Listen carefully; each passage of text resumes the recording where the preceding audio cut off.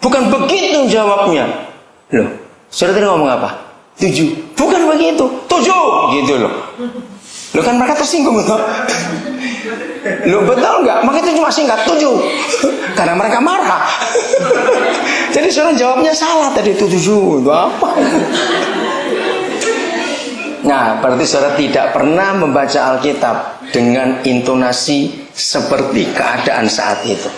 Maka itu saya beda dengan banyak pendeta yang lain. Kalau saya menyampaikan firman, saya ingin mengajak saudara ke situasi saat itu. Ini penting sekali.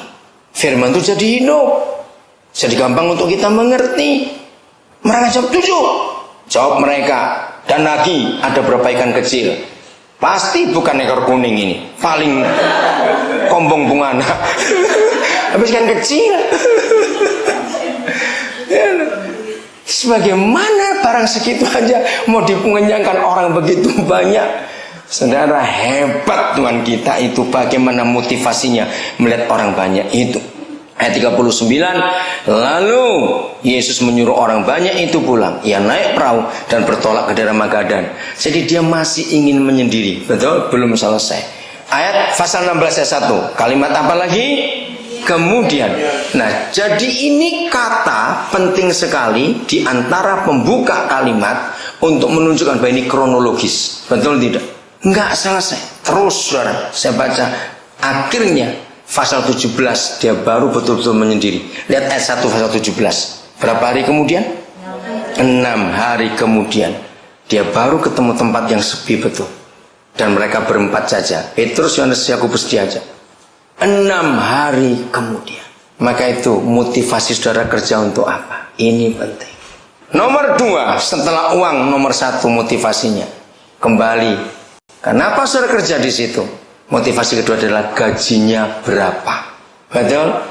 Tidak salah kita menilai gaji kita bekerja, tapi menjadi salah kalau kita tidak tanya, kalau aku dapat gaji segitu, itu untuk apa? Tanya lagi, untuk apa? Satu-satunya contoh di Alkitab, bagaimana sistem kerja seorang karyawan adalah hidup Yusuf. Betul? Masih ingat dia? Apa Yusuf karena gaji kerja di rumah Potifar? Jawab iya atau tidak? Loh, apakah Yusuf karena gaji motivasinya kerja di rumah Potifar, orang Mesir itu? Iya atau tidak? Ayo jawab. Karena gaji atau tidak? Saya tanya ini. Kebanyakan nasi goreng kali ini nggak usah jawab.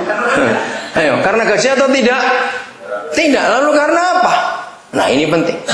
Motivasi yang benar untuk bekerja adalah asal di mana aku bisa jadi berkat. Tulis kata itu. Asal di mana aku bisa jadi berkat. Gaji nomor kesekian. Yang penting saudara bisa jadi berkat. Lihat dulu suasananya, lihat dulu situasinya. Kalau saudara nggak bisa jadi berkat, lebih baik pindah. Sekalipun di situ gajinya tinggi. Nah, bagaimana cara mengetahui bisa jadi berkat atau tidak? Artinya adalah kita bisa ketemu akses nggak untuk jadi berkat, entah buat bersama teman karyawan, atau ada masyarakat di situ yang kita bisa berkati lewat kehadiran kita di daerah itu. Itu motivasi. Nanti dengan sendirinya fasilitas akan mengikuti. Ini yang saya katakan kepada banyak rekan-rekan pendeta. 28 pasal kisah para rasul. Kalau saudara belum pernah baca, tapi saudara pasti ingat. Mengapa tidak ada sepotong ayat pun, apalagi satu ayat yang ditulis di dalam 28 pasal itu? Petrus memimpin doa semalam untuk doa jemaat mau beli kuda atau unta buat transportasi pelayanan. Enggak ada. Mereka tidak pernah mencatat mereka kumpulkan duit untuk sewa gedung. Ingat di pasal 2, jumlah gereja pertama di dunia pada hari Pentakosta itu 3.120 jiwa anggota. Lalu di pasal 2 ayat 47 ada firman berbunyi, dan Yahweh menambahkan jumlah mereka setiap hari dengan orang yang diselamatkan. Kalau 3.220 pertama, dalam sebulan jadi berapa kira-kira? Bisa 5.000. Betul enggak? Nah, mengapa Petrus tidak pernah sibuk dengan fasilitas? Pernahkah gereja bertanya, dikumpulkan di mana ribuan orang itu? Gedung besar cuma 2 zaman itu. 1 istana Herodes, 2 bait suci. Kira-kira Petrus bisa sewa untuk kebaktian? Coba jawab, bisa sewa nggak Petrus untuk kebaktian? Nggak mungkin. Mereka dibenci. Lalu kumpulkan di mana orang banyak? Tidak tahu. Tapi mereka kumpul di rumah-rumah.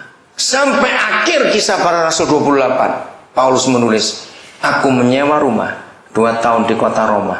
Jadi dia nggak sibuk fasilitas. Mereka keliling kemana-mana. Transportasi zaman itu cuma ada 3. Binatang, unta dan kuda, pakai kereta, kedua kapal, ketiga jalan kaki. Itu 3 transportasi zaman itu. Kenapa mereka nggak sibuk cari transport? Kenapa nggak ditulis? Padahal mereka butuh untuk keliling kemana-mana. Tapi lihat gereja zaman sekarang, jemaat baru 3 ekor sudah bentuk panitia buat beli tanah buat pembangunan. Sudah ngawur sama sekali. Urus orangnya dulu. Katakan amin. Jadi Alkitab mengajarkan orang itu lebih utama. Jadi motivasi hidup kita adalah orang. Orang itu dipulihkan, orang itu diberkati, orang itu disembuhkan, orang itu ditolong, orang itu dilayani, orang itu didoakan orang. Bukan program, bukan acara, bukan alat-alat sarana fasilitas, bukan orang dulu. Ini yang kita harus pelajari dalam hidup. Kalau orang yang kita utamakan, luar biasa. Kita lihat Kejadian 39, inilah hidup Yusuf. Bagaimana dia jadi berkat di rumah Potifar. Ayat 1 mulai. Adapun Yusuf telah dibawa ke Mesir. Ingat, bukan keluar negeri jadi turis ini. Dan Potifar seorang Mesir, pegawai istana Firaun, kepala pengawal raja. Ini kira-kira eselon 2 Potifar ini.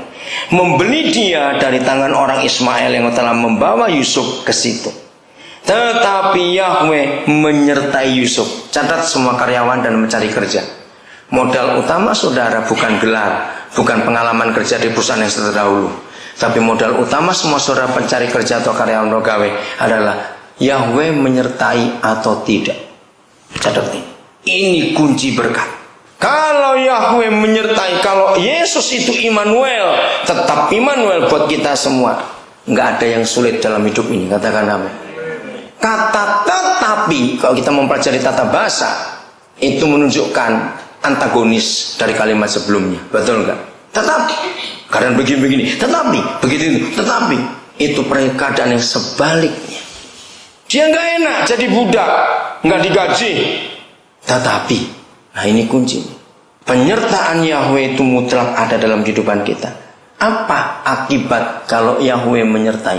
Baca kalimat berikut 1, 2, 3. Hingga Yusuf menjadi seorang yang selalu berhasil dalam pekerjaannya. Cukup sampai situ dulu. Inilah modal utama saudara bekerja. Bukan penampilan, bukan pengalaman, bukan gelar saudara. Tapi Yahweh selalu, kata ini penting, membuat berhasil apapun yang saudara kerjakan. Bukan yang lain-lain. Apa dampak, apa akibat kepada pemimpin perusahaan atau pemilik perusahaan? Lihat kalimat terakhir ayat 2. Maka tinggallah Yusuf di mana? Dalam rumah tuannya, orang Mesir itu. Tadinya dia tinggal di barak. Tapi karena Yahweh membuat dia berhasil, majikannya jadi suka, pindah ke dalam rumah. Naik pangkat dia. Ayat 3. Setelah dilihat oleh tuannya, kalimat ini yang buat saya sangat kagum. Potifar itu orang percaya atau tidak? Tidak. Dia penyembah berhala. Kalau istilah orang Yahudi ini orang kafir. Saudara kerja dimanapun saudara, sebengis apapun bosmu. Tapi kalau Yahweh menyertai saudara, orang kafir pun melihat ada yang beda antara saudara dengan karyawan yang lain. Katakan amin. Apa kira-kira yang dilihat oleh Potifar dalam hidup Yusuf sehingga ada firman ini? Ketika dilihat oleh tuannya bahwa Yusuf ini penting, disertai Yahweh. Coba saudara temukan, kira-kira Potifar ngelihat apa sampai dia bisa membedakan antara budak yang ini dengan budak-budak yang lain? Betul nggak? Ada sesuatu nggak yang bisa dilihat? Nampak sekali bedanya. Maka itu kalau saudara kerja, ternyata hidup saudara yang sebagai anak Tuhan tidak beda dengan yang bukan anak Tuhan, celakalah kita dan celakalah Tuhan. Sebab dia nggak bisa dipermuliakan. Coba renungkan. Mereka mencuri, saudara ikut mencuri. Apa bedanya? Mereka terlambat, saudara terlambat. Mereka malas, saudara ikut malas. Apa bedanya? Mana orang-orang itu bisa melihat penyertaan Yahweh? Terus ayat 3, dan bahwa Yahweh membuat berhasil. Nah ini yang heran. Akhirnya Potifar tahu, bukan Yusuf yang hebat, ada sesuatu dalam budak yang satu ini. Akhirnya Potifar mengakui, Tuhan orang ini yang buat dia berhasil. Padahal dia orang